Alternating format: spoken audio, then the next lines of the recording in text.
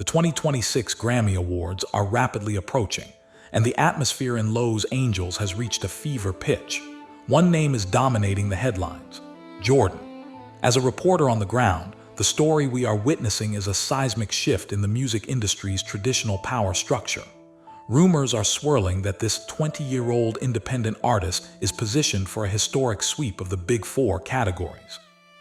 This has never happened for an artist without a major label in the modern era, making it a survival moment for the old guard. The countdown has begun, and the industry is on edge as she challenges the established order. This is no longer just an award show. It is a referendum on how the modern music industry will function in the digital age. But behind the red carpet, a massive question remains: can a solo rebel actually defeat the billion-dollar corporate machines? Our investigative team looked into the timeline of her meteoric rise, tracing it back to a bold decision in late 2024. Reportedly walked away from a massive contract with Republic Records, a move that many industry insiders initially labeled as career suicide. For a young artist to reject the safety and financial backing of a major label is almost unheard of in today's competitive market. However, sources close to her suggest she felt her creative voice was being silenced by corporate focus groups and commercial demands.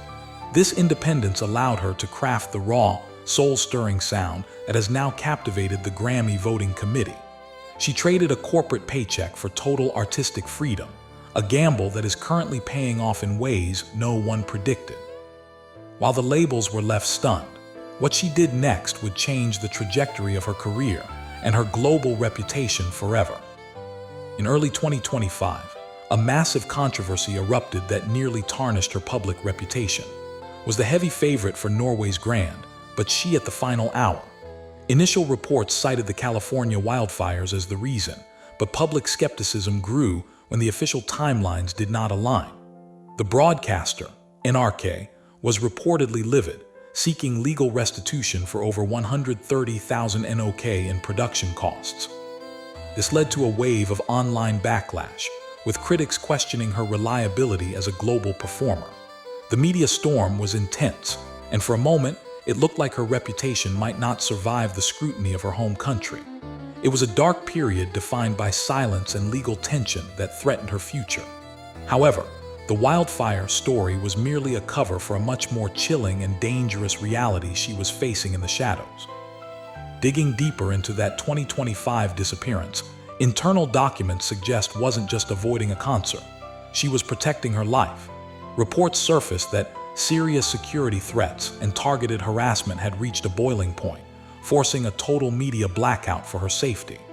This period of silence left millions of fans worried that her career was over before it truly began.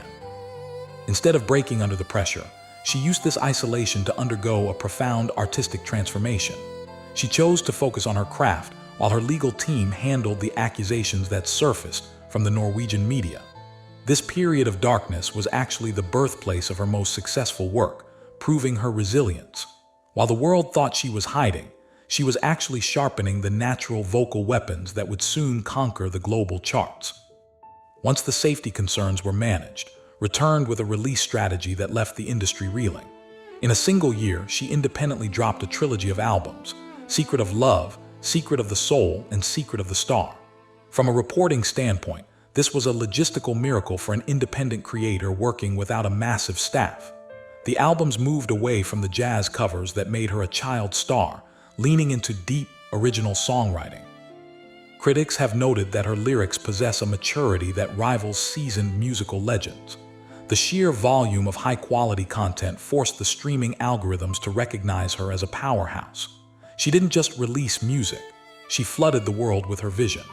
But as the albums climbed the charts, a new and cynical wave of industry skeptics began to emerge to challenge her. As her momentum grew, so did whispers of foul play from within the industry.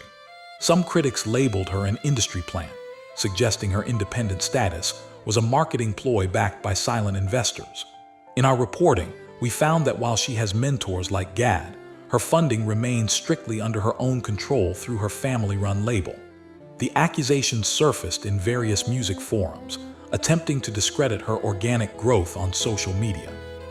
Despite the noise, Her live performances continued to serve as the ultimate rebuttal to anyone questioning her authenticity. She proved her voice didn't need a marketing budget to resonate with the human heart. Her sincerity silenced the critics. If the skepticism was intended to slow her down, it actually had the opposite effect, fueling her fire and fan loyalty.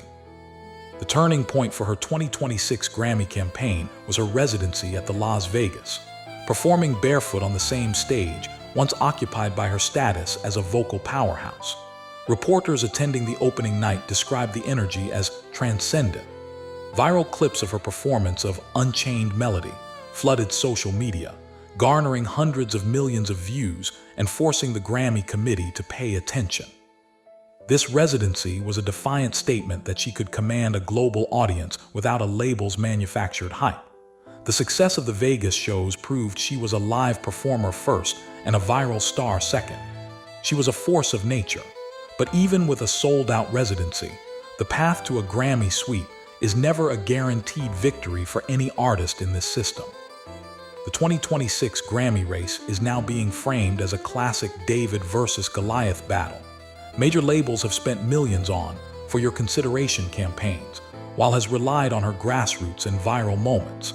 Industry experts suggest the voting bloc is currently split down the middle. There is a traditionalist faction that wants to reward the status, and a progressive faction that sees as the future of music. This internal conflict is what makes this year's ceremony the most unpredictable in a decade. The industry is at a crossroads, and the vote will decide which direction it takes.